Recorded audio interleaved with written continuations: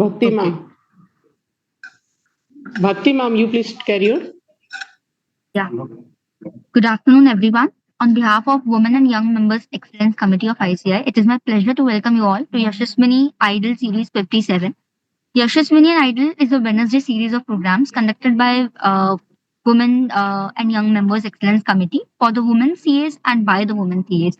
This series is an extension of Sky High, synopsis which included its 100 episodes. It is one of the committee's initiatives to not only disseminate information to women members on technical updation and non-technical skills, but also to empower and inspire women members to come at forefront and realize their verbal skills at public forum. So, our first session will be taken by the Ankita Shah ma'am.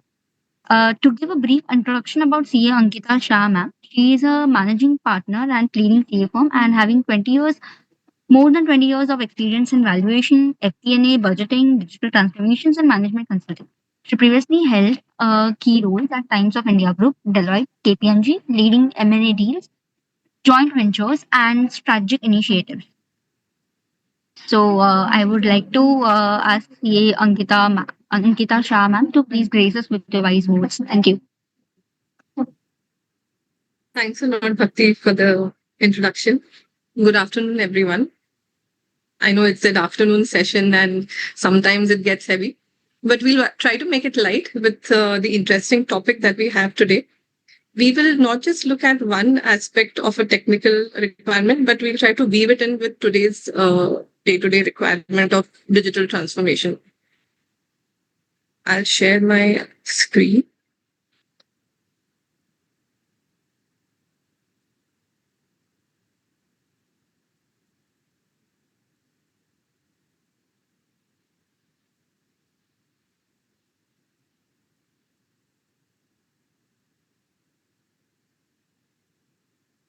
Is my screen visible? No, ma'am.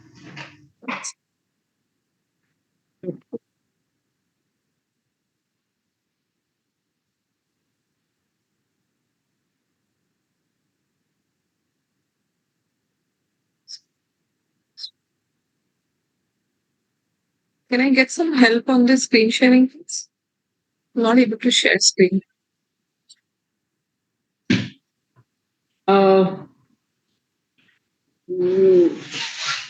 So you are not able to do share screen. आपका जैसे पहले अभी हुआ था, you are not able to do that.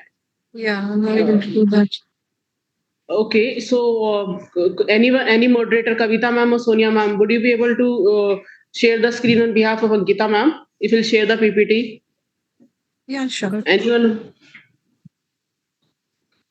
Kavita ma'am, would you be able to share the PPT on behalf of Ankita ma'am? Sure. Ankita ma'am आप हमें भेज दीजिए, सौरभ को भेज दीजिए पीपीटी और आप अपना कंटेंट कैरी ऑन कीजिए और उसके भेज के ना फिर meanwhile Kavita ma'am will share the PPT और फिर आप उनसे पीपीटी की हेल्प से कर लीजिएगा. Or if you can just tell me, I'm getting a pop-up saying who can share. So Yeah, I can Vinu, just to make her admin. Have you made her admin? Yeah, she tried earlier in test sharing, so वो सब है, वो she's having the sharing rights. Okay, I got it. 1 second. I think it's done now.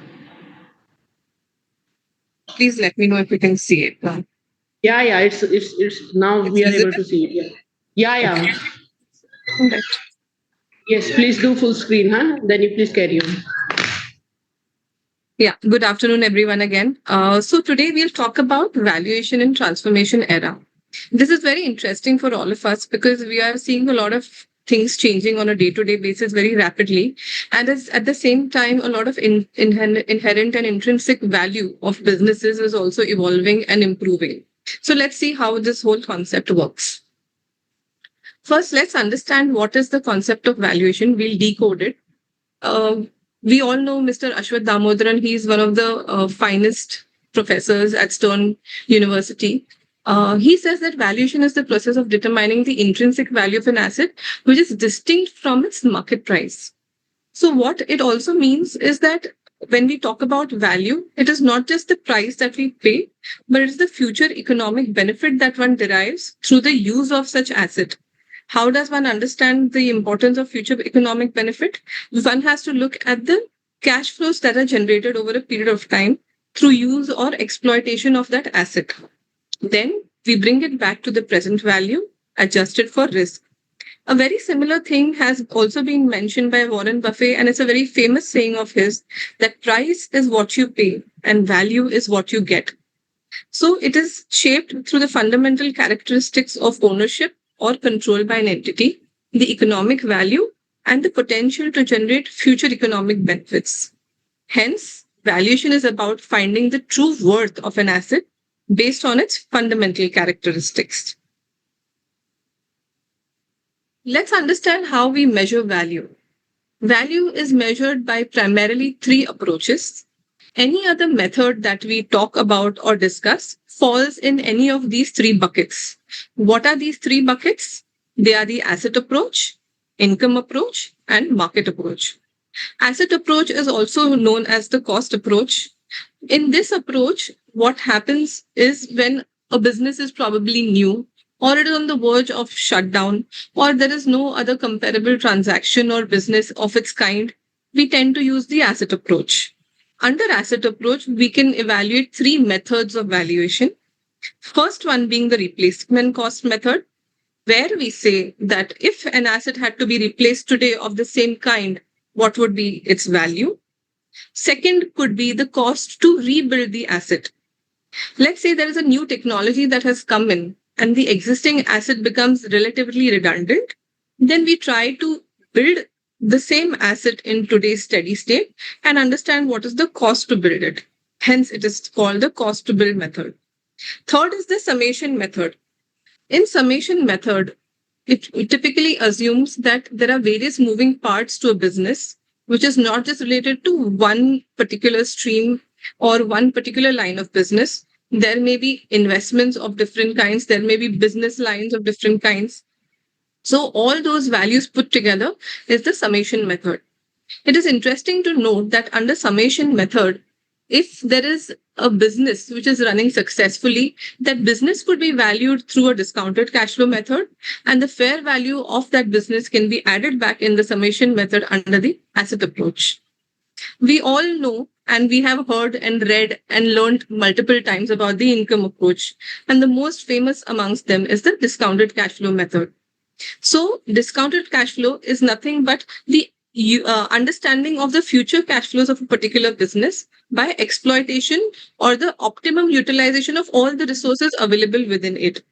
These cash flows are discounted to the present to understand the present value of the cash flows. And thus, from there emanates the fair value of that business. Income capitalization method is another method under the income approach, whereby we see that if a particular business is in a steady state of affairs, we arrive at the future maintainable profit and use an appropriate capitalization rate to arrive at its fair value. Typically, income capitalization method is used only and mostly in cases where it is understood and known that it's a steady state of business. There will not be much change due to economic conditions or other external factors. While this is very rare, but there are cases where income can be assumed to be a steady state and capitalization method can be used to arrive at the fair value. Another interesting piece is the dividend discount model. Dividend discount model is again used in cases of companies where we know that those companies are having, a history of giving out a regular dividend. The rate of dividend also is in a rhythmic pattern, and the fundamentals of the company are strong enough to support the cash flows and thus the rollout of dividend. The third approach is the market approach. In market approach, what one does is looks at comparable companies in the market. Not necessarily, the main company that one has to value could also be a listed company. In that case, market approach becomes very simple because it is the market value that of the shares that is being traded. In case of private companies which are not listed, one can look at very similar companies operating in the same line of business and evaluate the multiples at which those companies, the listed companies, are operating. These multiples are adjusted for various factors such as lack of marketability, control premium, and things like that to arrive at an appropriate multiple. The types of multiples are listed down here. Some of them are revenue multiple, EBITDA multiple, and earnings multiple. Similarly, there are transactions that happen in the open market on a regular basis. Let's say for a pharma company, there's a private transaction happening. At the same time, there's a publicly listed company which has done an M&A activity. So the result of that M&A activity gives various multiples to the people at large. These multiples are used as a benchmark and they are adjusted for the target company or our subject company and applied for arriving at the fair valuation. So we understood what is valuation. We understood how to measure value. We will now look at the process of valuation, that how does one go about valuing a company or an asset. So valuation is a very structured and analytical process. There are various factors that drives a valuation process. To begin with, we have to understand the key factors of the business. What are its ecosystem? How is it getting affected? What is the lay of the land? The geographical factors, the economical factors that are impacting the business. Then we move on. If we are using the most commonly used method as the discounted cash flow method, then we will review the forecasting techniques which the client uses. Generally, what happens is based on past trends and the industry benchmarks and the peer analysis, the clients use certain forecasting methods to arrive at future projections. These Ankita future, ma'am, yes. sorry to intervene, ma'am. Ma'am, Yeah. but your PPT slides is not moving, so it is screen is some hang up kind of. Which slide can you see? First one. First one. Okay, let me just. Yeah. It's fine now, ma'am. Yeah. Fine. Yeah, decoding valuation. Now we are only decoding valuation. Can you see Measure. measuring value? Yes. Yeah. Okay. Got it. Should I move ahead? So we discussed this Yeah. slide just now. We spoke about how to measure value. There are primarily three approaches: the asset approach, income approach, and market approach. Under the asset approach, we discussed few methods such as the replacement cost method, cost to build a new asset, and summation method. Under income approach, we discussed the discounted cash flow method, income capitalization method, and dividend discount model. Under market approach, we discussed comparable multiples method and previous transaction multiples method. There are several types of multiples that can be applied, but the most commonly used multiples are revenue multiple, EBITDA multiple, and earnings multiple. Is my next slide visible? Yes, ma'am. Okay. Yeah. So we also spoke about the valuation process. So valuation process is a very structured and analytical piece of work. Why so? Because one has to understand the background from which the organization or the asset is coming from, look at their current state, and also look at the future of the operations or the way it is going to function. And hence, we are looking at the key factors, reviewing their forecasting techniques used by the client. We then take a step ahead and see what are the basis of the projections provided by the client. We try to corroborate it with our own research and understanding of the market, with various discussions with the client, and also looking at the peer performances of listed companies. These projections are an estimate and can be subject to various changes over a period of time. Hence, it is important to have a sensitivity analysis on the projections. Typically, these analysis, the sensitivity is typically run on parameters such as the growth of revenue, the costs that have been budgeted at various levels, whether it is direct costs, indirect costs, any research costs. We have to look whether there are any one-time costs that are factored. Then also the rate of return that one is expecting. These factors create a lot of difference to the valuation of the company. Also, in a discounted cash flow analysis, one can see that a terminal value comprises of major part of the valuation. It is almost 70 to 80% of the overall value. Hence, it is extremely important to understand how the terminal value projection has been made, what kind of growth rate has been considered, and how it has been capitalized.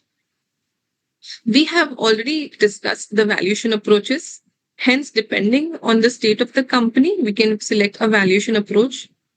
A lot of companies which are in the initial stage of growth, or which are at the bottom or a declining state of growth, they refrain from using the income approach. It is more feasible to use an asset based approach rather than an income approach or a market based approach. Situational adjustments are something we spoke about, which is the discount for lack of marketability, applying a control premium, or if there is any block deal, we make adjustments to those kind of transactions to arrive at the enterprise value or the equity value. Moving on to the next part. In some form, we have understood what is the process. We'll understand the factors affecting valuation. The weighted forecast growth of the company completely impacts the revenue streams in the future. It can so happen that currently the company is having one stream of revenue. Going forward, they're projecting that they will be expanding into maybe 2 or 3 streams of revenue. So that the overall forecast of the company revenue becomes extremely critical. The growth of company's margin. When a company is growing, along with it, its costs are also growing. Hence, the margins that are being maintained or assumed to be carried forward, they should be taken into account, factoring both the microeconomic factors, macroeconomic factors, and global situation. Cash flow pattern return to shareholders. Whether the company is paying dividend or not, or is it retaining all the funds for future growth, that has to be evaluated. Debt to equity is extremely important because it highlights the leverage position of the company. And in turn, it affects the rate of return or the discount rate that we take into account for valuation. Economic conditions, like we already discussed, and market volatility in the geographic areas of the competitors. In today's day and date, there are several large factors that we all can see that we have been experiencing in the past few months. One is especially after Trump's swearing in, the kind of changes in the tariff movements. Then the recent conflict with our neighboring nation. All those things have a very large impact on valuation from a futuristic perspective. For example, let's say a defense company that we are talking about today. In today's day and date, defense for any nation, especially for ours, has become an extremely important factor. So the outlook or the future understanding of these kind of companies becomes very important because they are going to add far more value. Hence, these factors should be taken into account when we are looking at various valuation methods and applying it to the company. Also, I would like to say that, in terms of the tariffs that are being applied, so there is a lot of debate going on whether tariff will be applied on steel or not, whether auto sectors will be affected or not. These things become very critical when you apply the discounting rate and the future growth rate for the valuation. One of the interesting topics that I would like to talk about is the Industrial Revolution. We all talk about the scenarios today, the things going forward, but we should also understand how it came about. So there is a concept of Industry 1.0, 2.0, 3.0, and 4.0. This started several years back, more than 300 years back. So predominantly, we were all an agricultural society. Okay. And over a period of time, we have moved from agricultural setup to a manufacturing economy. In the early 1760s, okay, this concept of Industry 1.0 was introduced. What happened over there is mechanization was introduced. People discovered coal extraction. This led to the development of steel engines and also production of textile industries products. It took almost 100 years or more for that industry to evolve from Industry 1.0 to 2.0. What happened during that era? is mass production happened. People started importing, exporting, global exchanges started taking place, electricity was introduced, automobiles came into being. So people understood the concept of transporting, and engines were introduced.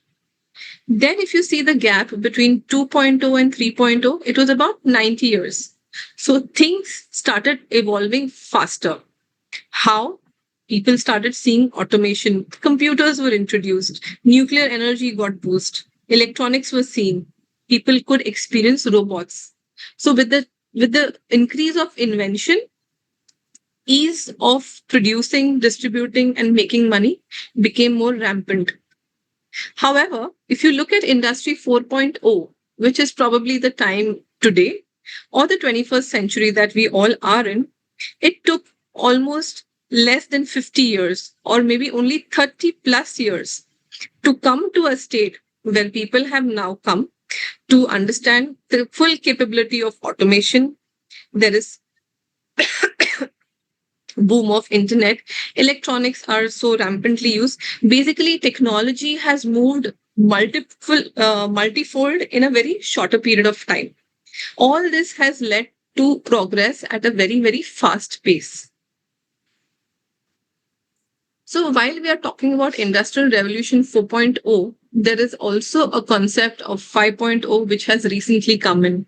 Let's talk a little more about 4.0. The three basic driving factors for 4.0 are connectivity. We all know that all of us are extremely well connected.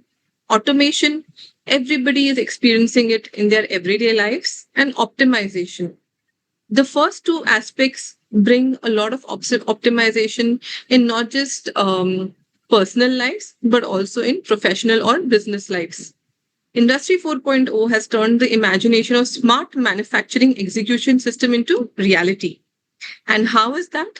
There are things like Internet of Things, big data analytics, cybersecurity, cloud computing, AI, and industrial Internet of Things. We all are experiencing these aspects in our day-to-day lives. The very basic, none of us steps out without it, even for a day, is the smartphone that we carry. It is like a powerhouse that we carry as part of this entire ecosystem. But it is also important to understand what 5.0 is bringing to the table. It says that it emphasizes on human machine collaboration. So while there has been technical development on one end, at the same time, there has to be adoption and adaptation of this technology. And hence 5.0 is emphasizing more on this integration without neglecting the importance of sustainability and customization.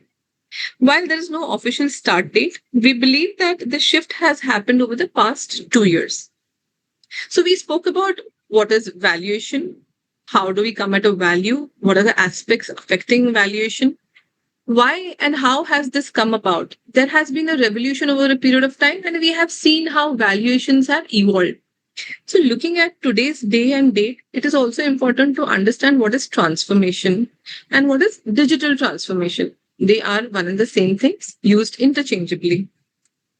So let's understand what is digital transformation. It is nothing but integration of technology in our day-to-day lives, whether it is our personal lives or any business function. It creates a lot of impact on the way operations are conducted. It creates also, it's a cultural shift. People feel and they see this entire shift moving to a very, very different kind of an era where everything is very digital. Some of the examples which we discussed are cloud computing, AI, Internet of Things, and big data analytics. Let's look at some fact patterns here. So it's very interesting to see the amount of money that organizations are spending globally. It says $2.5 trillion have already been spent in 2024 globally. And by 2027, this number is estimated to go up to 3.9 trillion. That's a huge amount of spend that companies are looking at globally. So if you look at the CAGR from 2022 to 27, it is an impressive 16 plus percentage. That's a lot of money that is being spent. Also, important point to note is that who is driving this change? Who are the countries? Which are the countries who are looking at this at the forefront? So there is information or a fact pattern shared by Statista, which says that US as a country is one of the highest spenders. However, Singapore as a country is on the forefront of adopting this transformation change, followed by Switzerland and Denmark. So US is fourth in terms of the adoption, but in terms of spends, it is the highest global spender. What happens when transformation and valuation come together and they meet each other and they talk to each other? Transformation reshapes the way the businesses are valued. And in turn, valuation also adapts the rapid technology changes and the market changes. So let's understand what this leads to.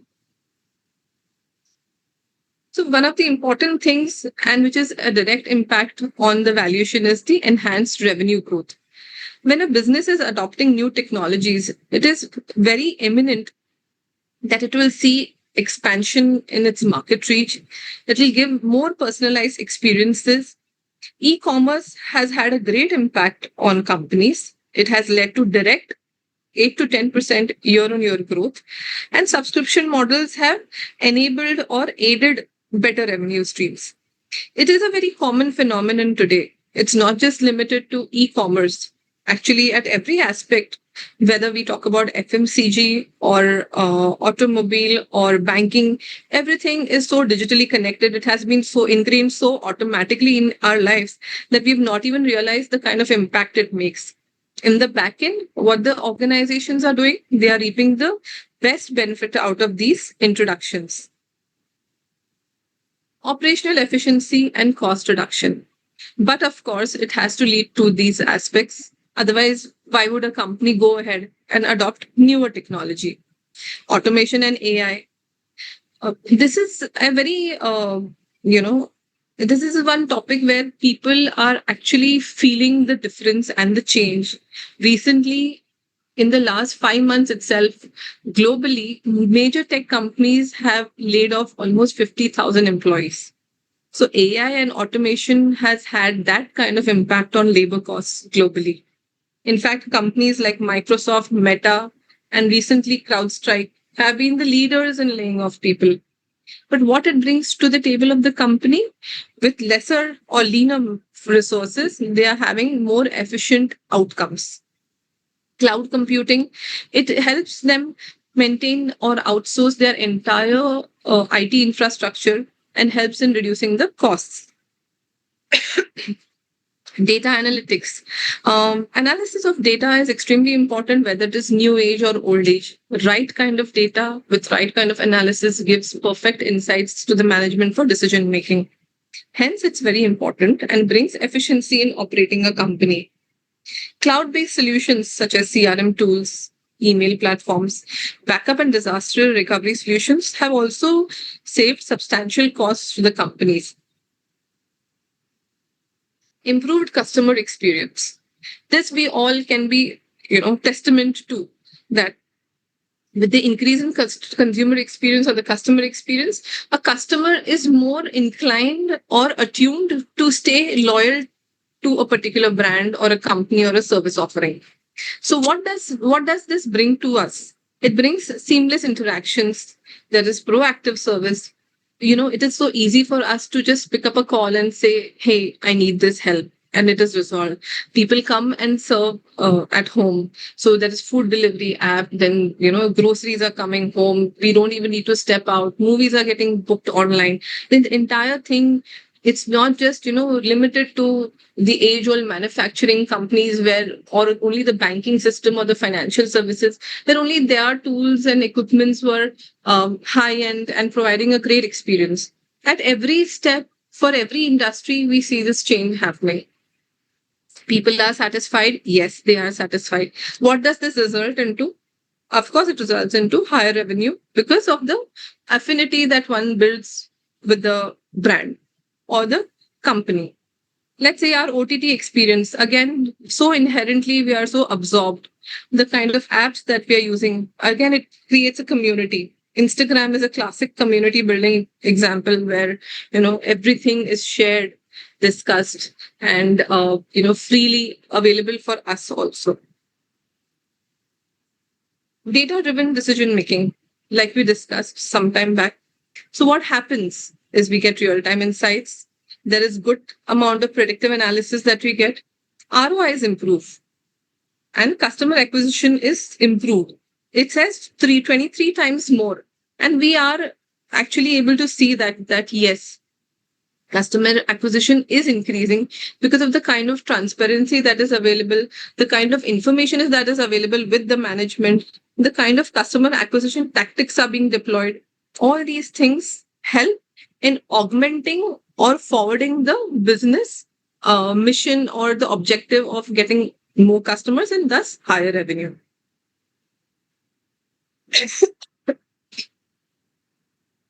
Until recently, intangible assets were, of course, an integral part of every business's discussion. But over a period of time, with the increase in automation, intangible assets have become more and more valuable. How is that so? There's intellectual property. So you create digital assets and patents, and they bring a lot of value to the table. There's brand equity. Brand equity is the way the public perceives a particular brand. With the kind of marketing tools that are available over social media and digitally, it is available at much lower cost to every organization. The equity and the storytelling that happens is immense. Customer relationships. Every time you are able to reach a customer seamlessly, service them without any discrepancy, the bond builds faster and more stronger. And hence you have a larger customer base building a better customer relationship.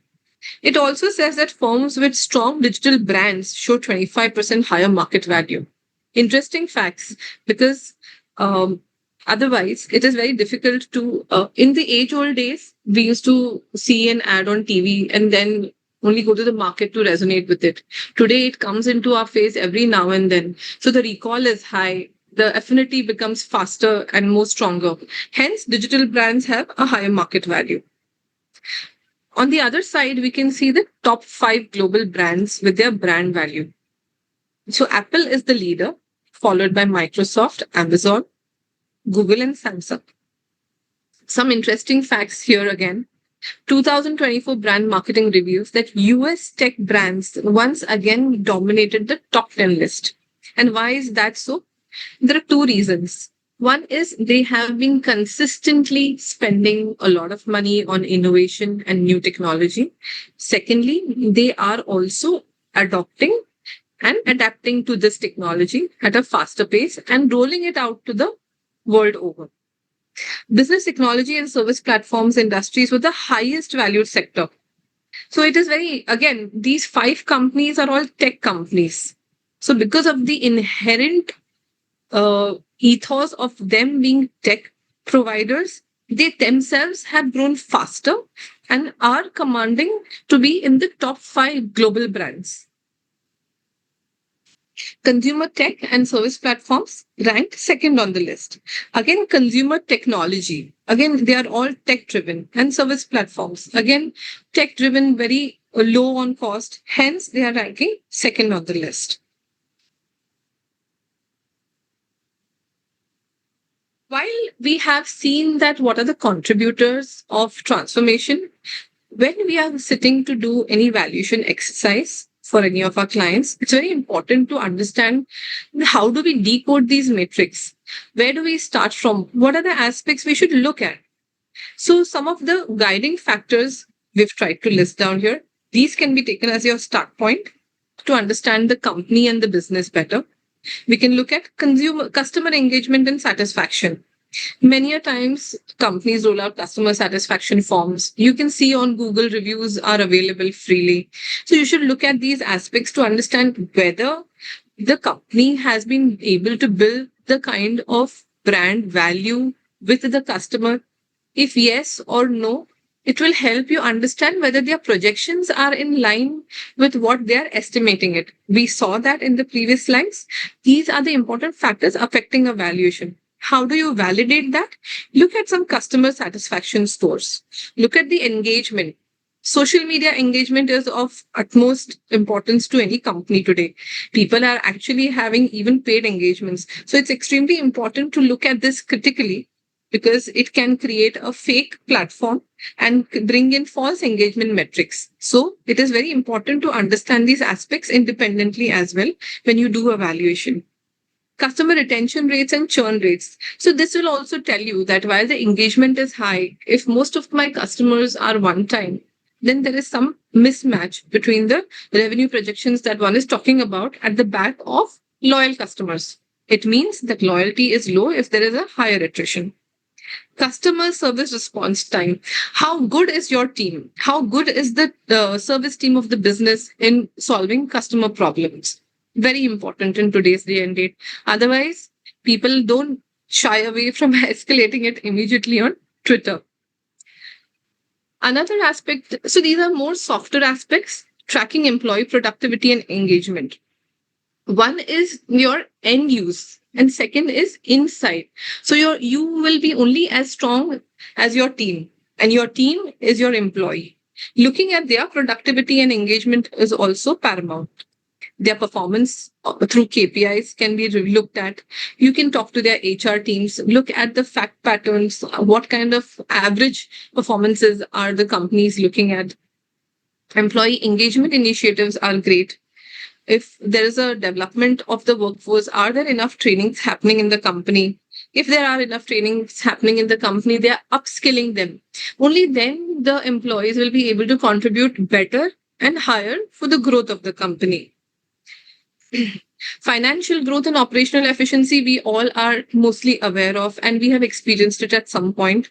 So it has things like revenue growth, cost savings, key financial ratios, analyzing the cycle by measuring time taken to complete the process. So resource utilization, basically. What kind of output quality are we looking at?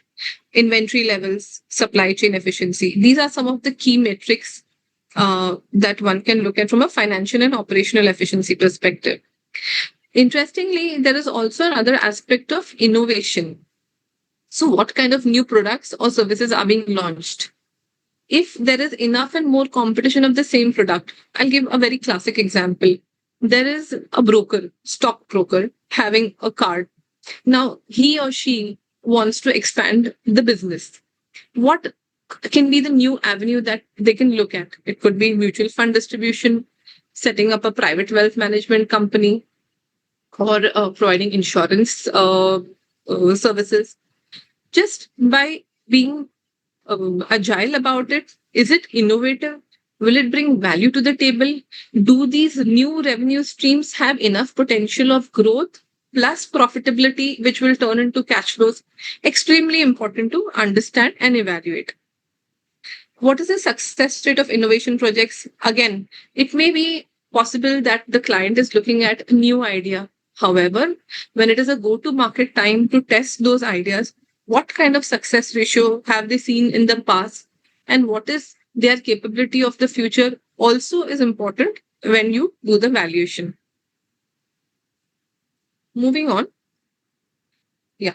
So till here, we have understood that how evaluation happens, what are the methods, how did industrial revolution come about, what is transformation, and what are the factors that have impacted evaluation, and how we can evaluate the success matrix. But doesn't stop there. What it also needs is a team within the organization where you look at digital leaders who are capable of taking it to the next level. So let's understand what kind of leadership is required to drive the shareholder value. We all understand that transformation is no longer an option. It's actually a necessity, and it is already present in our day-to-day lives. 89% of the large companies have a digital and AI transformation underway. However, 31% of the expected revenue has been lifted, and 25% of the costs have been saved. So the ask is far more than what has been delivered. And why is this so? because the leader himself or herself has not shown the capability or is still to realize the full potential of a transition. So Gartner has actually gone ahead and understood what is a digital leader like and what is a laggard like. What happens when you compare the performance of two types of digital leaders? One is actually who is leading the change, and one who has not even touched or just slowly inching towards change. In terms of revenue growth, there are studies from Deloitte which say that digital leaders have a competitive advantage through technology. In terms of operational efficiency, Accenture's data says that it is leaders experience 30% better operational efficiency via automation, seamless workflows, and data optimization. What does this lead to? McKinsey says that it leads to 1.8 times higher enterprise value growth for leaders over a period of 5 years. One has to remember that the pace at which things are changing in today's day and date, the transition and the transformation is going to be far more faster. Hence, it is very important that we look at all these aspects very objectively when we are valuing any company. As soon as we know that this company is embarking on a digital transformation journey, it's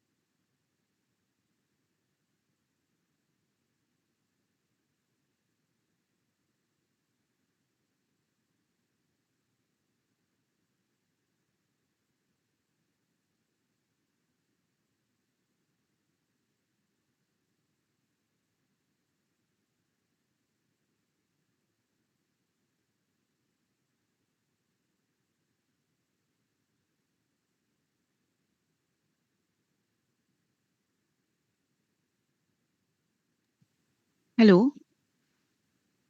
Think Ankita dropped out, is it? She's joining you. I am sorry, some disruption at mine. I'll just share the screen. Yes, ma'am.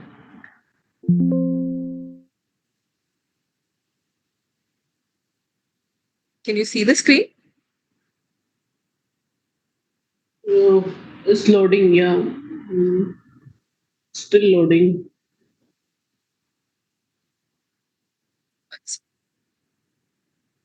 Let me know if you can see now. Yeah. Now visible. Key factors. No.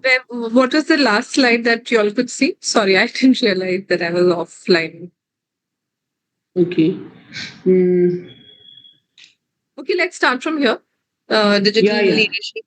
All right. How much time more do we have? Ma'am, 10 minutes more maximum. Okay. All right. Okay. Yes. So we were talking about digital leaders, how they can shape and drive the shareholder value upwards. So they can impact a lot of revenue growth. They can increase operational efficiency, and which in turn results in higher enterprise value. Yeah. So let's talk about shareholder value creation. So almost 50% of the shareholder value increases if digital maturity is attained by a company. We have seen the reasons why, that it results in direct impact on operational efficiency and cost reduction. The revenue streams are increased, and hence the value inherently increases for the shareholder. The total shareholder return also increases by almost 6%, and profit margins are also impacted positively. So, various organizations globally are doing these researches over a period of time, and they are understanding and trying to analyze how transformation is impacting lives continuously. Interesting case study of Microsoft and IBM, two tech giants. Microsoft adopted a cloud first technology and it drove growth to itself. It delved into AI and it had open source community contributions. IBM, on the other hand, was very slow for cloud adoption.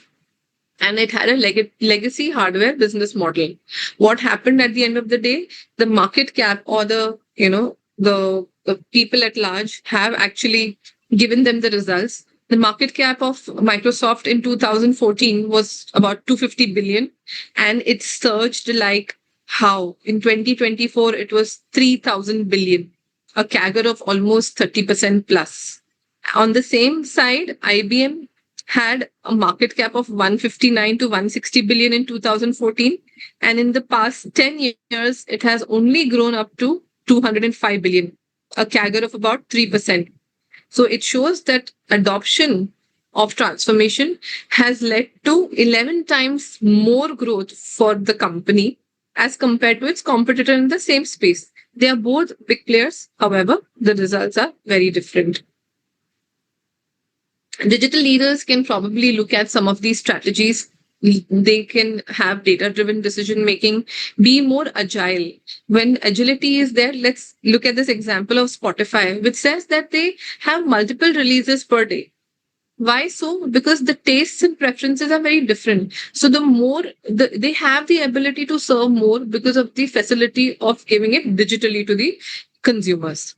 Adoption of cloud, you don't have to worry about managing all that data in your own company or in your own facility. Just outsource it and you save a lot of money.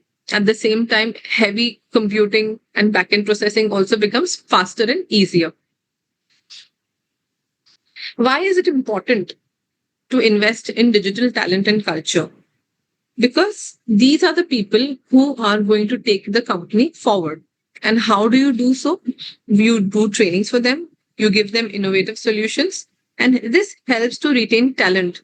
Again, talent retention is extremely important because when skill set development is happening, people with lesser experience will contribute less vis-a-vis people with larger experience. Also, people with larger experience will have the benefit of legacy. They will understand the ethos of the company from the inception or from the time that they have been part of the organization. What could be the cost of inaction? How could it suffer? We have already seen how IBM has suffered. It has suffered loss of market share. The declining revenue can be one aspect. Kodak is a classic example which went bankrupt because it did not adopt the change of transformation for the digital camera. They did not go ahead. They still went ahead with their traditional way of clicking pictures. Very soon smartphones came and they ruled, and now there are hardly any consumers for a separate digital camera unless you're buying a high-end DSLR. Kodak did not update and innovate, and it went bankrupt. Certain steps that can be taken to bridge the gap: look at your company, look at your peers, look at the economy as a whole and the global scenario, and you assess your digital maturity. At various levels, at various steps, there will be aspects where you can see, okay, this is the place where I can bring in efficiency through automation. My experience personally has been that automation need not always result in a loss of people. Many a times, the same set of people can be repurposed and they can do more productive activities rather than doing mundane activities. So again, it is a cost saving because there is no new hiring happening. It is very important that once you assess your steady state and the current scenario of the digital maturity, you develop a roadmap. Okay, I am standing at step 1. How do I reach step 10? Very important to plan and have a roadmap. Invest and transform. Now, again, this is a very important exercise because just saying that, okay, I want to spend on transformation as an activity is not enough. It has to be done smartly. The low hanging fruits have to be catered to first so that the company doesn't lose sight of what it is trying to achieve. It also gets proof of concept. Those small baby steps will lead to larger changes, and it can take corrective steps, actions, when it believes that certain transformation initiatives have not resulted or given the benefit as desired. Focus on customer and data. Again, very important because customer is king, has always been and will always be. The benefit being that there is so much more data and there can be a larger focus on what preferences and choices they like, dislike, what can be introduced, what experience can be shared. Just like we saw that for Spotify, they have been infusing them with a lot of information and a lot of data. There are several challenges and risks when we talk about digital transformation. Without a doubt, the costs are high. And that's why we said that take baby steps, choose a roadmap, understand what are your low hanging fruits, and select the easy win projects. Security concerns. While, we talk about cloud, there is always a threat in the backend that none of us can deny. So at some point, we have to be mindful about the breaches in data privacy. Talent shortage, to some extent, yes, because upskilling constantly and finding new talent in affordable cost is also a challenge that organizations face. Resistance to change is very classic. There are sets of people will always believe that old school way of thinking was the best way of doing things. However, one has to look at change as an enabler and not the deterrent. Okay, so coming to our conclusion slide.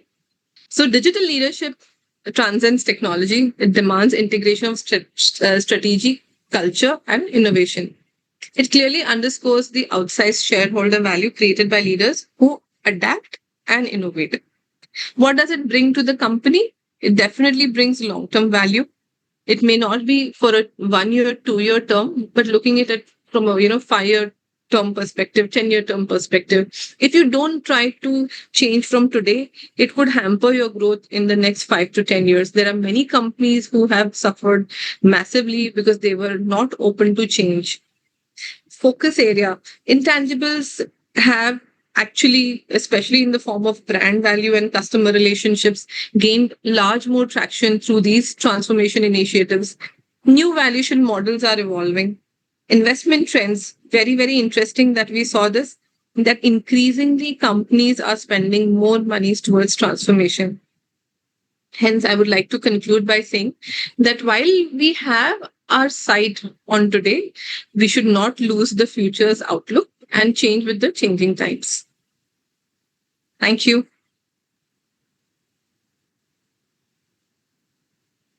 Thank you all. I'll be taking up delivering the vote of thanks.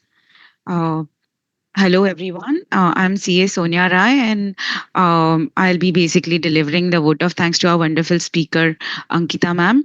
Thank you so much, Ankita ma'am, for sharing your valuable insights on valuation and transformation era. The session was very well articulated and included various key aspects of digital transformation and its impact on valuation and overall financial world. Your vast experience and expertise in this field of valuation was evident from the session, and we feel privileged to be part of this excellent knowledge sharing session for women. Thank you so much again. With this, I'll hand over the session to Ms. Kavita for introduction of our next speaker. Yes, thank you, Sonia. So it's my privilege to introduce today's next speaker, Mittal Shah.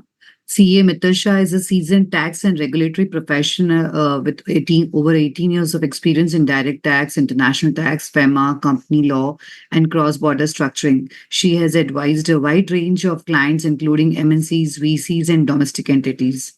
So I welcome Mittal Shah on behalf of ICI Women and Young Members Committee.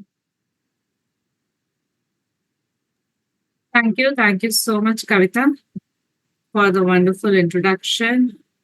And I would like to also thank the Women's and Young Entrepreneurs Committee of ICI for inviting me here to talk on the wonderful topic, which is very, very interesting. It's like business growth and success from a mindset perspective, right?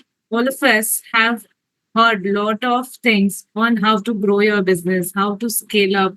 We have given so much strategies, in fact, to our clients, right? About growth and success in the business. However, have we ever seen it from the mindset perspective? And we are going to talk about it along with it, why is it so important to look at from the mindset perspective? How is it relevant in the business growth and success to look at the mindset, right? So let me just share my presentation here. Yes, is it visible to all of you?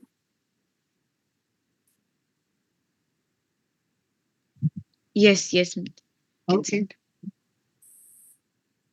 Yes. So, see, first of all, before I tell you about why is it important to look at the mindset in the business growth and mindset, I would like to ask you a few questions. Is it going?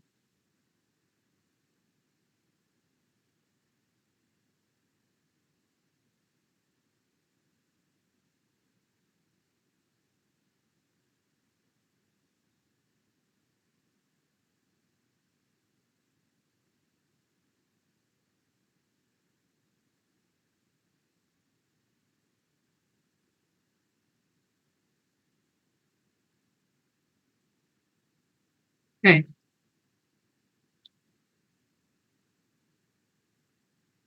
Do you wish to grow your business to the next level? Acha, would I be able to see the chat? Is it possible for people, all the audience here, to interact and engage in the discussion? Because I will be sharing some of the questions. If I can get yes and no from the audience, I'll be happy to see the chat. No, ma'am, this feature is not there. So, Or because they are connected with another link. no problem. So, Okay, yes, ma'am. sure.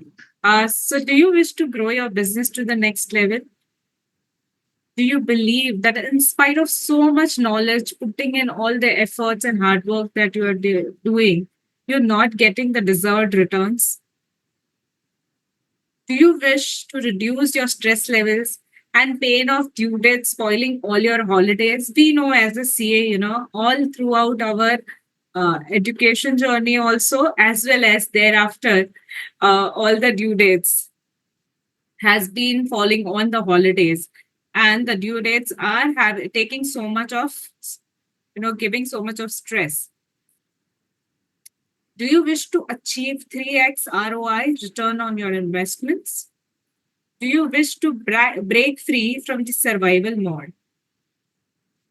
Do you wish to create abundance in terms of money and time?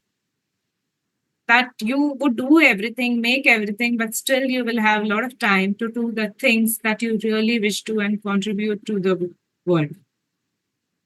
And finally, do you wish to scale up your business and make it a legacy business where without your presence, also your business is running on auto mode? I'm sure most of you are, are CA here doing their own practice, maybe, and already doing good. Then, in that case, do you wish to create a legacy for yourself? Do you wish to move further? If answer to any of these questions or all of these questions is yes, then let me tell you, my dear friend, this is the place where your mindset plays a very, very important role. Because when we are doing all of this, when we are facing all these questions, when we want to do so many things, but we are not moving towards it, right? Or there is something which is stopping us without our knowledge. We don't even realize at times that there are some standard and unique patterns and the way we do things. It automatically takes us there. And we believe this is very normal and usual for us. However, there is always, two talks going on in our minds.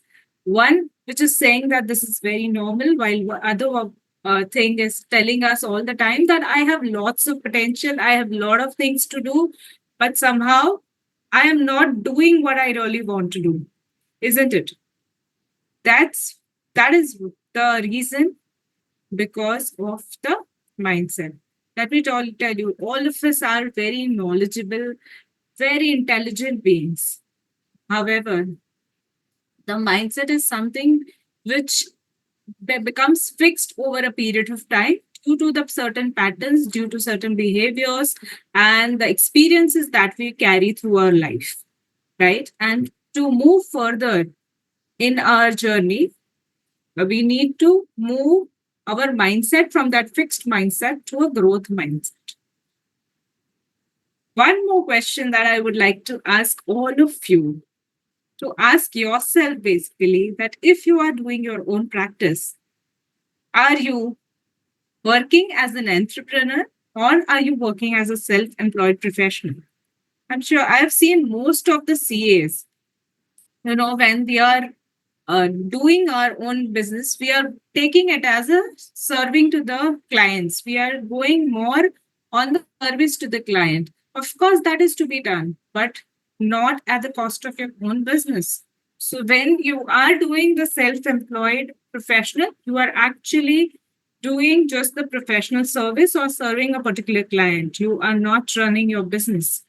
And well, so when we are talking about the business growth and success, first we need to understand that are we running our own business, right? Now, how this is going to be, the contents of the entire 1 hour, how am I going to take is first will be the distress and the challenges that we are facing as a CA.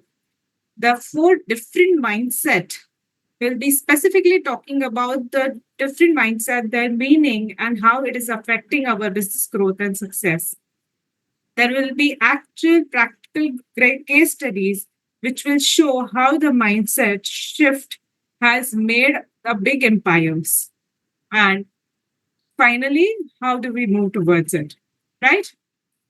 So I'm sure all of us are aligned on this journey and all are glued to the screen because this is going to be a very amazing and experiential talk on. So let's go for the first one, which is distress. What is distress? What is that pain that we all of us are facing? Definitely, we all are very, very successful, doing amazingly well in whatever we are doing. It is something that we might be making huge money. We might be having good number of clients, but somewhere there is something within us which is telling us, I have a lot more potential and I want to do something different, right? So that is the pain which is killing us inside. So ask yourself, why are you not able to take that action to move towards it? So there are some pains which I have seen while discussing with various CAs. Like I'm lagging behind my friends or colleagues are far ahead than me. The next one is I can't say no to clients or to my teammates. I have to do work for everybody. This is one of the major problems. That is why most of the time you would see clients running to us before the last date of the due date and say, please return file kar dijiye na, please ye kar dijiye. And we take it, yeah, don't worry, it will happen. And that's where this mindset plays a role. The second one is where we are saying we are not asking for our payments from the clients. We feel very shy that how will it look if I ask for the payments, The next is there is no time for the family. And most of the time we feel there is a lot of work to be done, a lot of things to be coped up, and I don't have enough quality time for my family. So all the time you are confused between family or work and you're juggling around that, right? The next is after working for so long, for so many years, I have still not able to, make up for some of the good international trip where people who are not, earning so much or who are not even educated like you are able to take year-on-year international trip. So that is somewhere, pinching you all the time. Clients' wealth is built always by my advice. However, the net worth of my own is not growing. I have not built up a set for myself or my family. And the last one is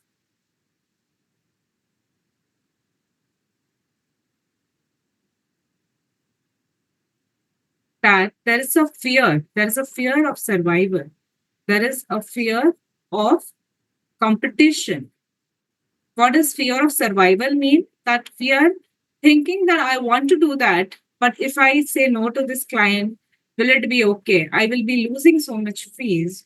And fear of competition is something like, you're always thinking that uh, if I take up these clients, it's good so that I can be ahead of my colleague. I can, get more business, etc. Whether you like it or not, you in because of those things which are operating in your mind, you happen to take it, right? The next is fear of taking risk. That we are so much cautious all the time. In fact, CS studies, our audit structure, everything is taught us in such a way that we are always cautious of taking risk. And sometimes this hinders our growth as well in the business because the mindset is tuned in such a manner. So when we are planning for the growth and success, it holds us back. So what we have seen is there are so many things that we want to do. There are different pains, a different distress that we are facing in our day-to-day life. Now, what are the reasons for this? Why do we have these kind of challenges which is creating this pain? So the answer to that is locked or fixed mindset, the fear of taking risk. We do not entertain or we do not engage into networking. We fear of self promotion. If I will do something like this, what people will think, what people will say. It's okay, I'm good enough. I don't need to brand, I don't need to do advertising or marketing. Of course, there are restrictions, but branding and networking is something which is required, right? Nowadays, so that we know each other, we connect with each other, and we grow together. The next is fear of becoming big. A lot of time it happens that we want to grow a lot or do a lot of things, but when it actually arrives, you have a lot of fear, piling up, and you can't really take that. Somehow internally you are avoiding or moving it away from you. And after a point in time, you stagnate. So what happens that you're growing, but that's enough. Now that fear has popped up and you get into the stagnation mode. The next is fear of asking support. This is the biggest hindrance because, most of the time, we know everything. We can do everything ourselves. And that is why we feel what is the need to ask or take support. And that's where we limit ourselves in the particular boundary because as a single human being, there is a limit to which we can work. When we create leaders, when we make teams, there is a huge scope, isn't it? So these are all the challenges. Now, do you know? Do you think that are you facing all these challenges? I'm sure, yes. So, why are these challenges? It's all because of your mindset. Now, let me tell you, there is nothing wrong with your mindset. There is nothing that you have, you are thinking of anything which is wrong. But what has made this mindset is your past experience, your behaviors, or your patterns are formed due to which you tend to take certain decisions in some manner. Now, moving forward, when we talk about we are accustomed to take certain decisions in some particular manner, what happens is we do not open up easily. Even if we try to, even if we act to, sometimes people fake that they are opened up, but internally they are that closed being. Because unless you transform from within, unless your mindset changes from within, you cannot take those decisions, you cannot take those actions. because mindset is everything. It's operating everything in your entire world, be it your business, be it your personal life, or be it your own, this relationships, your decisions. Every decisions that you take are coming from your mindset. So what we are going to do here is we are going to take a small test. Like I want, since we do not have the chat operating, I want all of you to write down which mindset are you operating from. So I'm going to explain 4 different mindsets here. Now, these mindsets are something which these mindsets, I will just give you few questions or few tips on how, if you feel this is the mindset, right? So tell me, are you feeling somebody, are you someone whose revenues are, for example, say 3 lakhs, then your expenses also comes to 3 lakhs. If your revenue grows up because of your efforts, hard work, strategies, new learnings, whatever you do, the revenue has grown up to 30 lakhs, your expenses also shoot up to 30 lakhs. When your revenue grows up to 3 crore, your expenses again grows up in the similar fashion.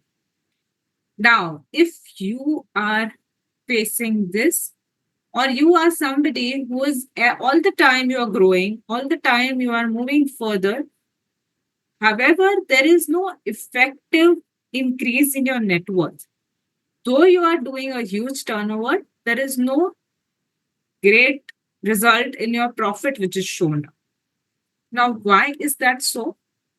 That happens because you are operating from survivor mindset, right? That's the survivor mindset. The next one is that what happens is when you are scaling up your business, you are absolutely on a big growth path. You have done one after the other, all the milestones you have passed. You have beaten all the people around. You have achieved a tremendous success. And what people have done in 2 years, you might have achieved in 8 months. So you are amazingly successful. You are doing absolutely great. And you have reached a point. However, after this point, it's like touching the plateau. Now your growth curve has become stagnant, and you be there for a longer time now. You're not able to move further. So you keep asking yourself, you keep looking back your journey, how you've grown so much. What was the pushing point for you? There was some trigger which was moving you so fast, and suddenly that game is over and now you're stagnated. What is this mindset? This is a mindset called challenger mindset. It's a challenger mindset. So here what happens, a person takes some challenges. It may be from parent, it may be from friend, some teacher, some colleagues, or boss, or anybody. Somebody has told you something, this is not possible, or this is something, uh, this people can only do. And somewhere internally it triggers you and you feel, I will show it to this person, I will prove it, and I have done this. And to prove that, you absolutely put in all your energy, efforts, and you get to there. You actually achieve that as well. This is what happens with a challenger mindset. So, challenger is the person whose growth is absolutely fabulous, fantastic. People around will keep on, clapping that the kind of growth you're achieving is phenomenal. However, there will be a point that it goes stagnant, completely stagnant, and you don't know what to do now. The next one is a person who is moving according to the trend.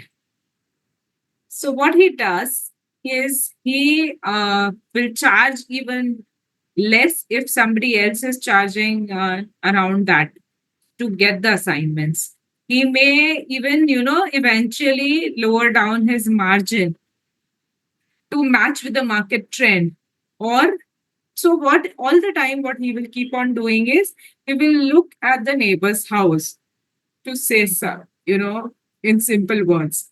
So basically, he is going to look at the other person, other practicing the chartered accountants or similar businesses on how are they doing it and cut their prices accordingly, cut off their margins in such a manner to match the market trend all the time.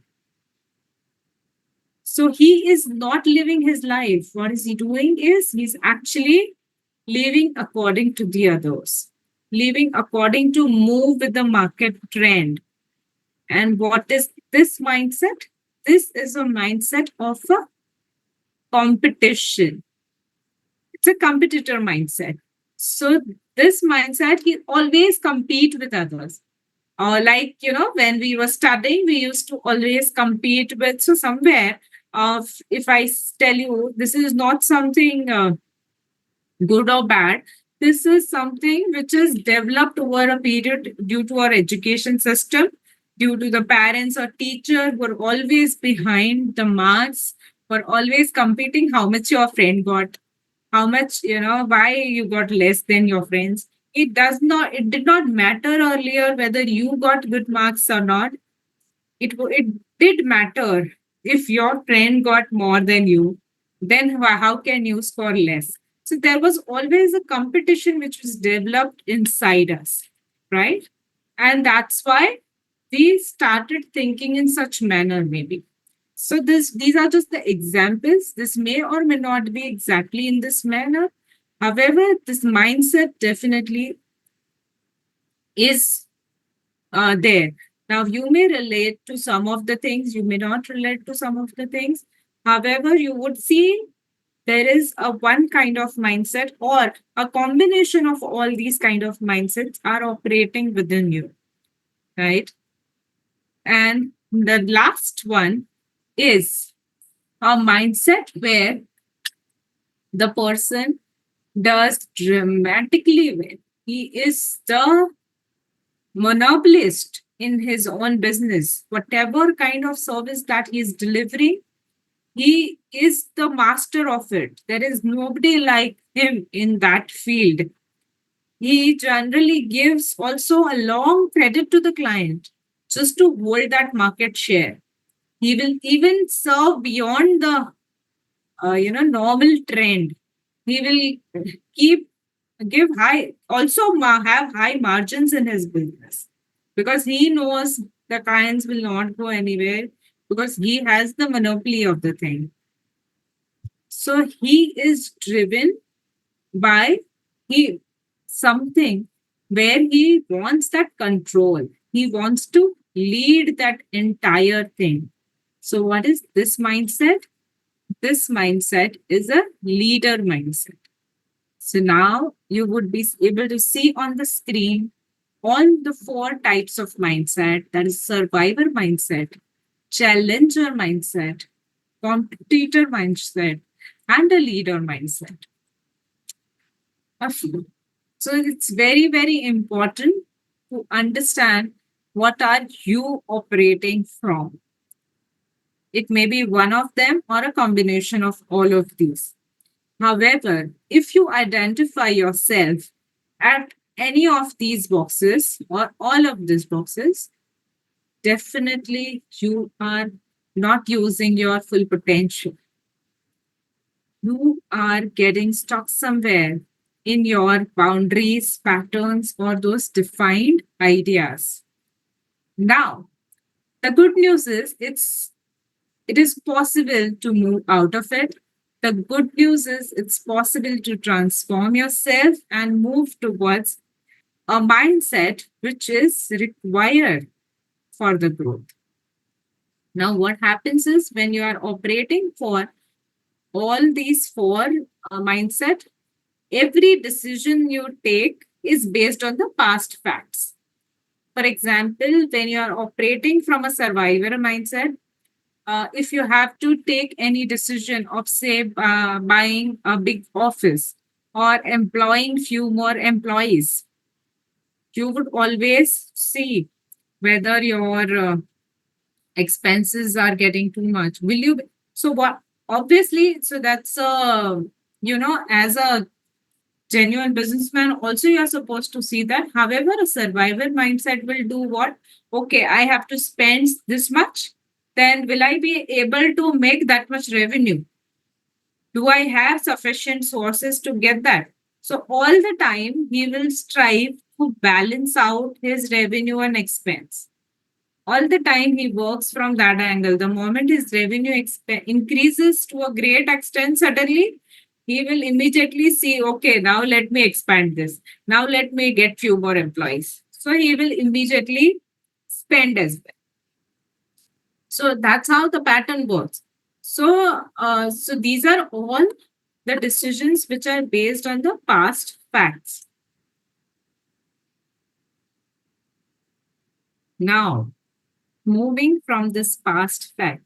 So what you need to do is cancel all this mindset.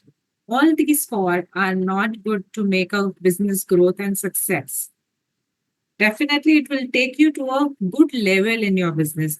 Because of competition, you may grow high. Because of challenge, also you must, go extremely good and have a steep slope growth in your business. Leader is going to have huge margins and he will have good money as well. He will have good respect as well. However, there will be a point where these people get stuck. So if you do not want to get stuck at any point in your life, what you need to do is leave all of these mindset and transform to a visionary mindset. Now, what is a visionary mindset? We'll be seeing further in the slides. However, it's very, very important to have a visionary mindset. Now, what to do to have a visionary mindset? So there is a slide where I have given few immediate and very easy strategies to move.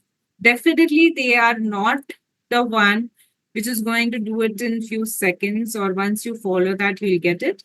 However, those are the starting point to move towards the visionary mindset. So what are those?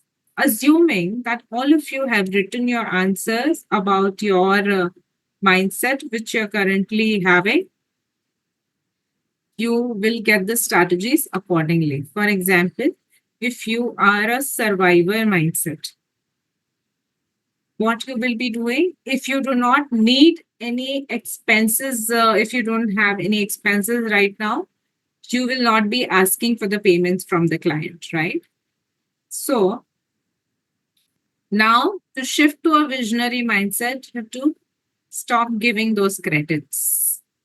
Whether you need it for your expenses or not, it's okay. Most of the time, we as a chartered accountant feel that it's okay. Abhi kahan zarurat hai? Client ke paas hi pada hai na, it is safe.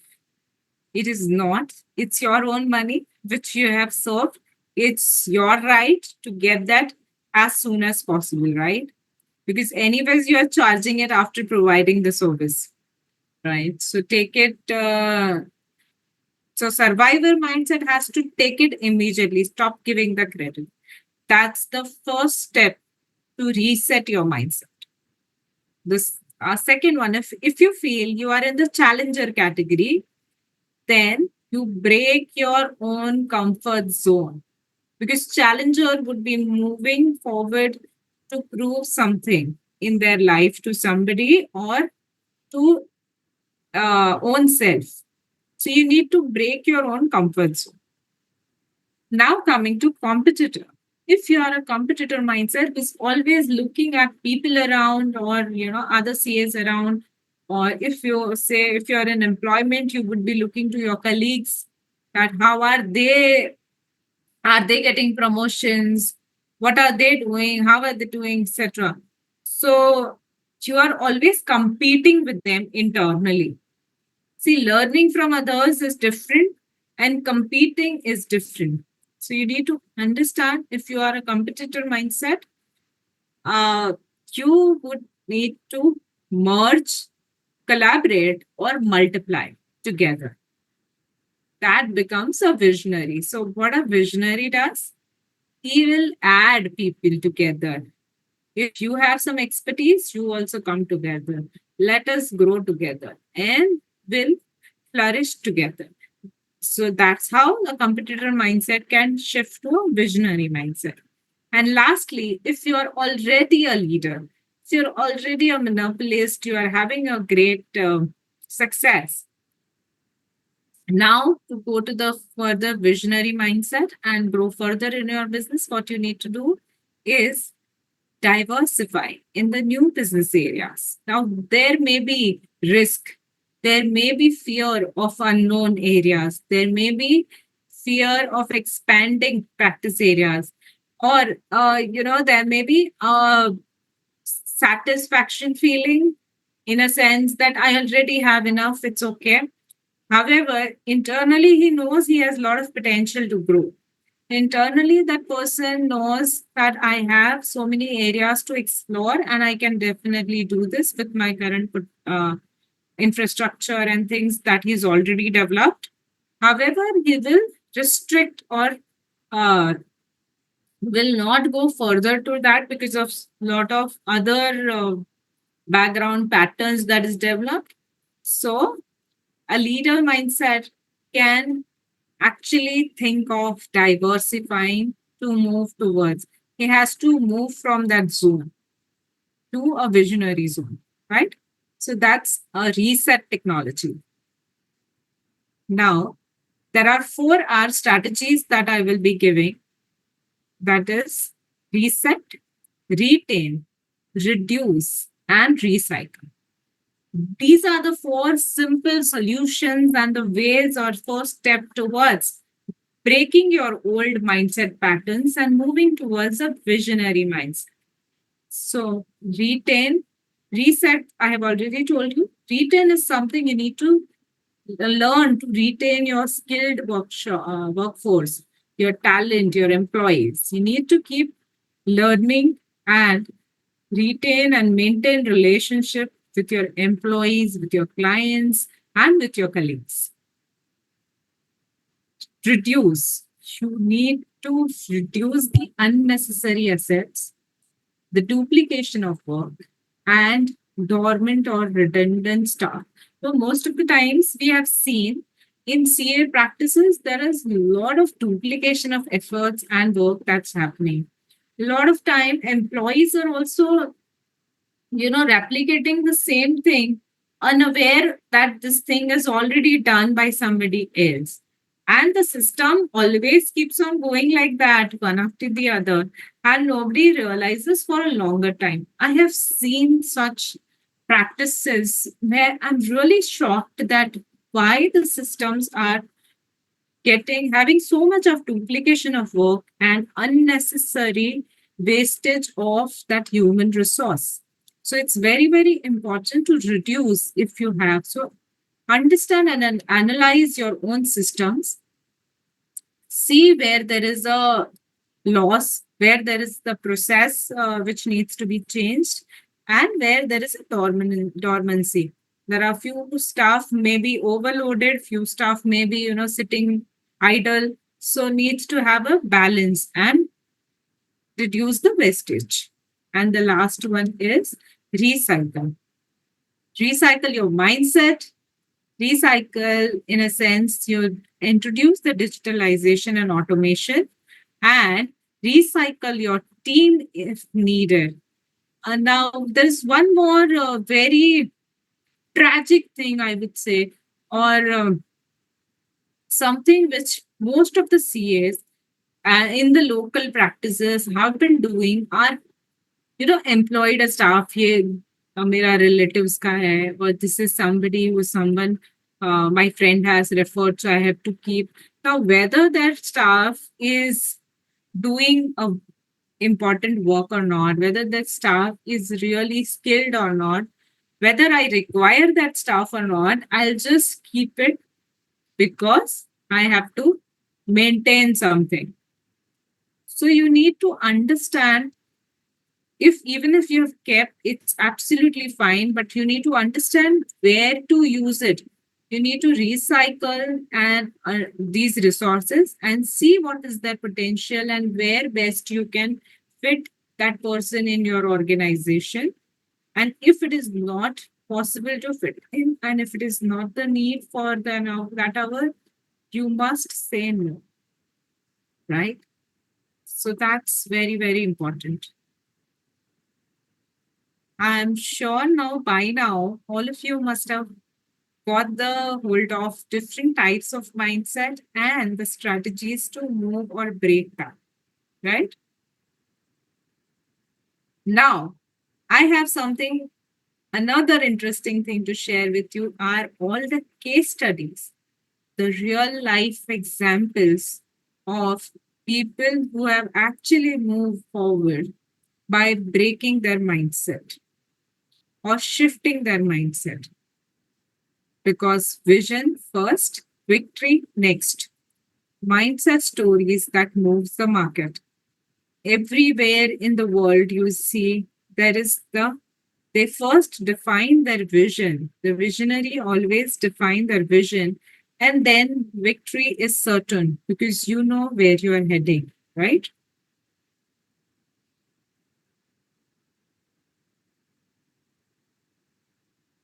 Let's look at the story of Narayan Murthy.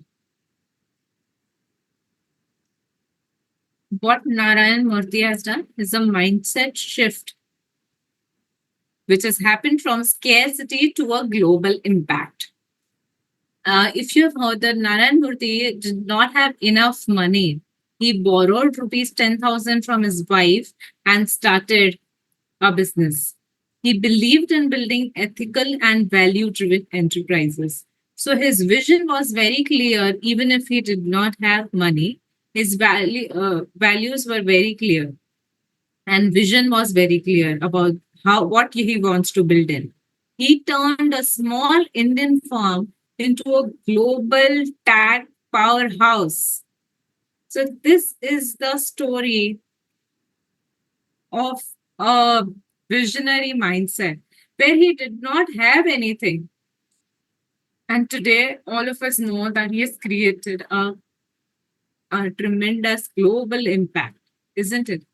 So most of the time, if we see as a CA, what we also do, we want to do a lot of different things. Maybe we want to get into a different practice areas also. Sometimes we even want to shift from the CA practice and do something else. However, we operate from the scarcity mindset that time, thinking that at least I'm getting enough money here. At least this is, surviving me. At least this is paying me good amount. What if I don't get it in some other area where I want to go? So even if you have that vision, your mindset is not allowing you to work on that vision. And that is why there is a need to shift that pattern within you, right? Another example is Orfra Winfrey. Orfra Winfrey, she had gone from a trauma to transformation. She came from a very poor community, and she was abused in her early life. She used her pain to develop deep empathy and a storytelling power, became a media mogul with influence beyond entertainment. And she has converted her pain into power. So this is amazing and very potential uh, story of a transformation where she suffered all the pains which we may not even have seen or felt. She has suffered such kind of pain from poverty to an abuse in her life, and that too very early in her life. And from there, she has come back, she's bounced back and became a powerful personality. that has happened because of the shift in her mindset. The next one is Dhirubhai Ambani, Reliance. Now, what happened? Dhirubhai Ambani was a clerk at the beginning. From there, he became a conglomerate leader. Now, how this happened? Just because of his vision. He could think big. He could think of that big empire that he wants to create. Though he started small, he acted very fast. He took bold steps. He could take those decisions in the Indian stock market as well.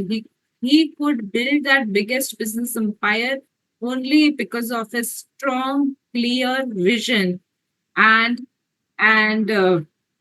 way he acted towards it, the way he could take those courageous steps, right? So that's another story of a mindset shift, that how thinking big, how this mindset fuels the market leader.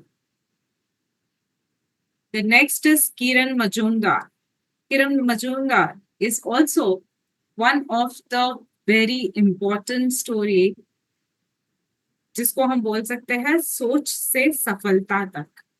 She is the one who has challenged the norms. She has redefined her game. She initially from the gender bias, now she became a global biotech leader.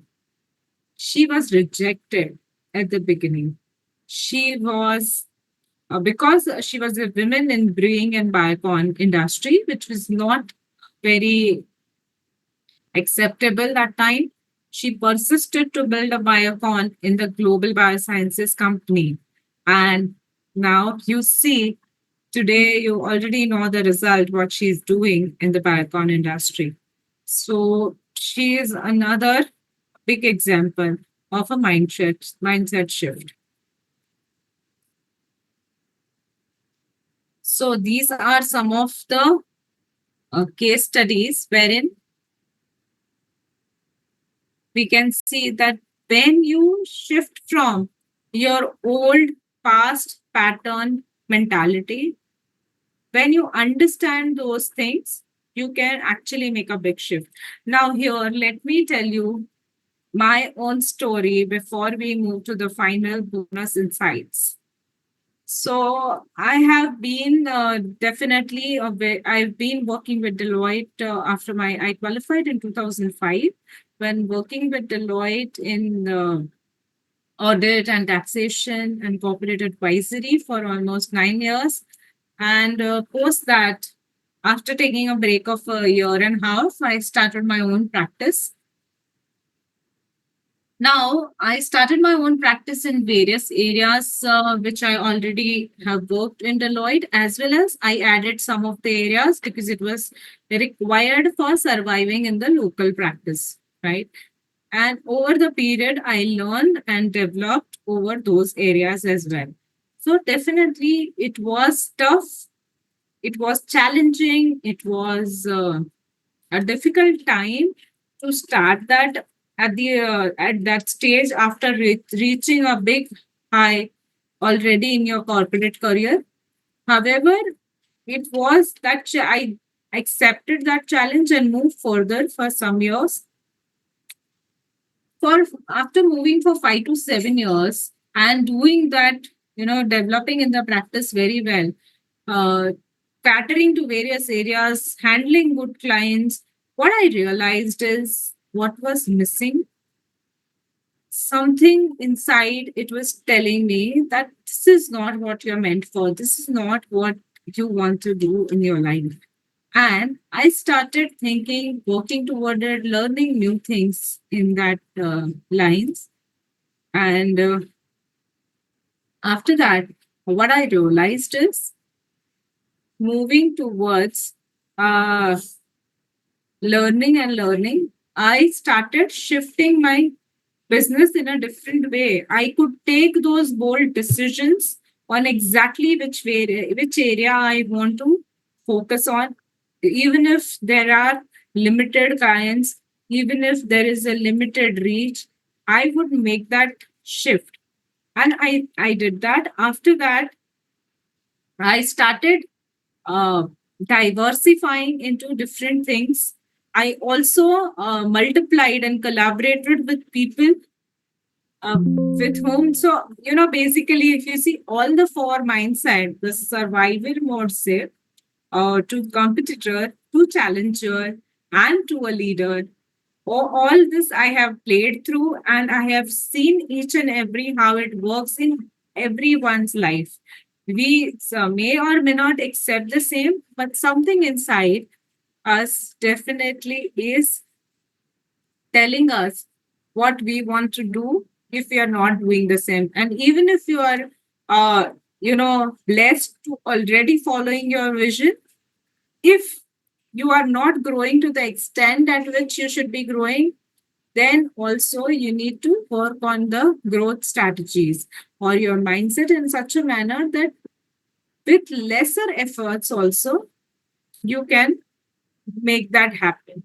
So let me tell you, when I shifted to those things after transforming or after changing my mindset, it really gave me tremendous results.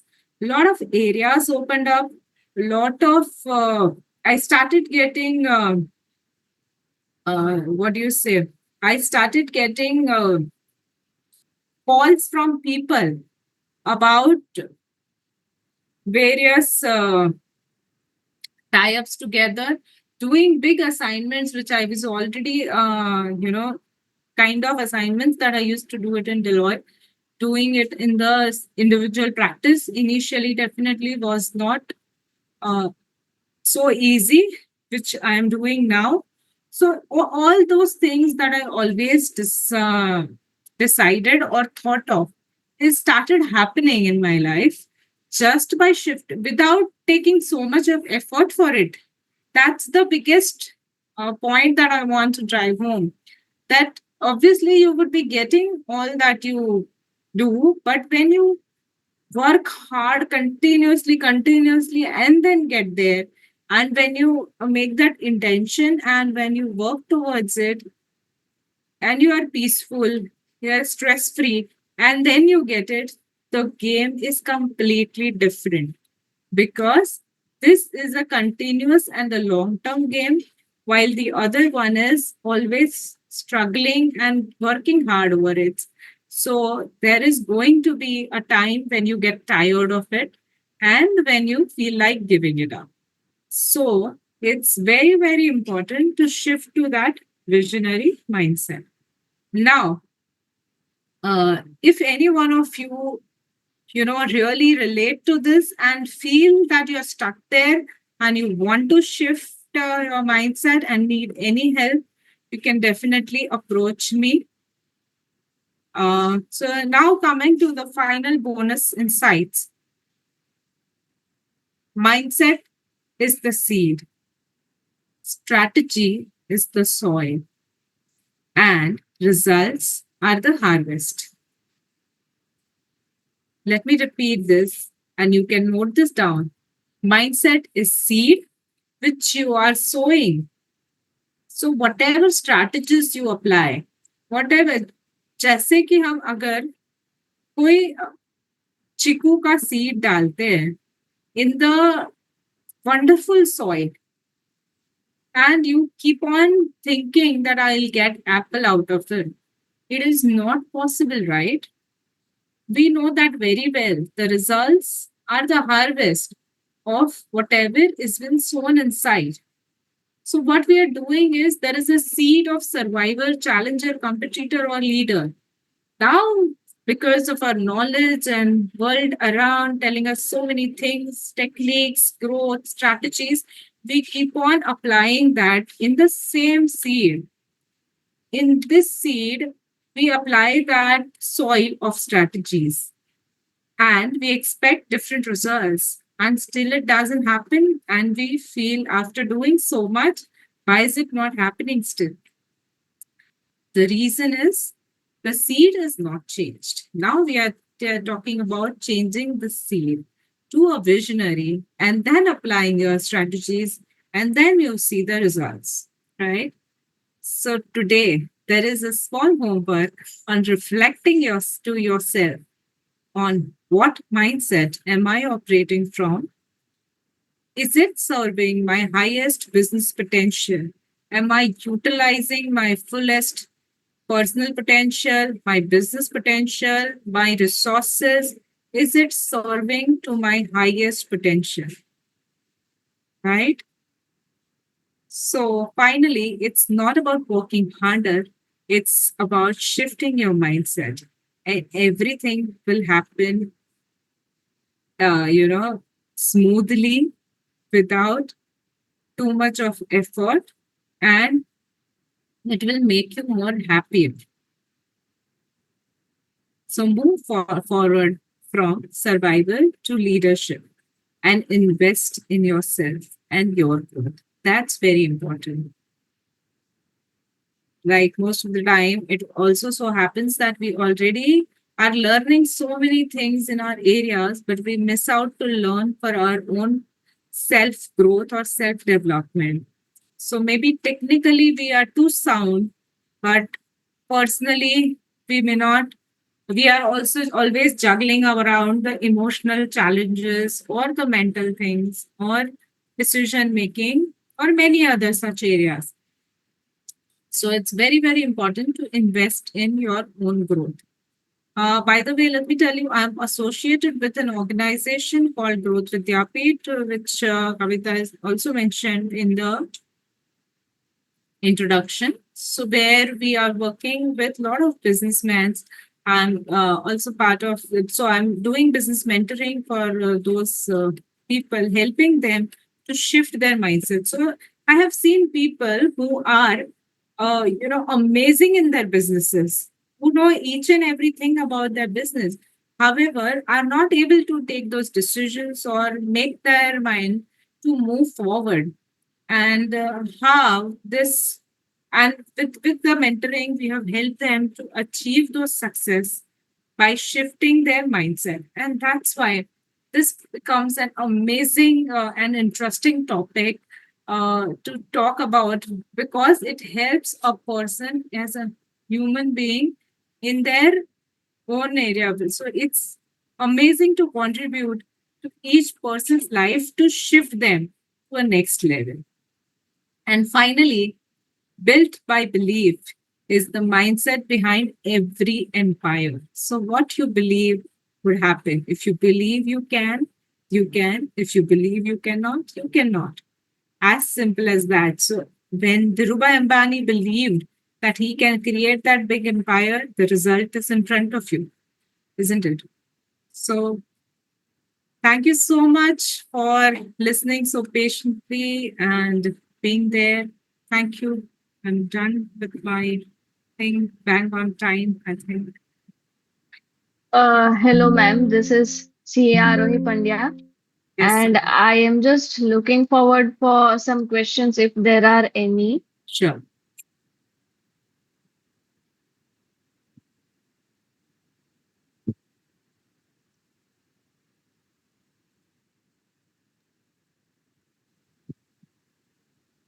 Okay, so I think there are none of them right now.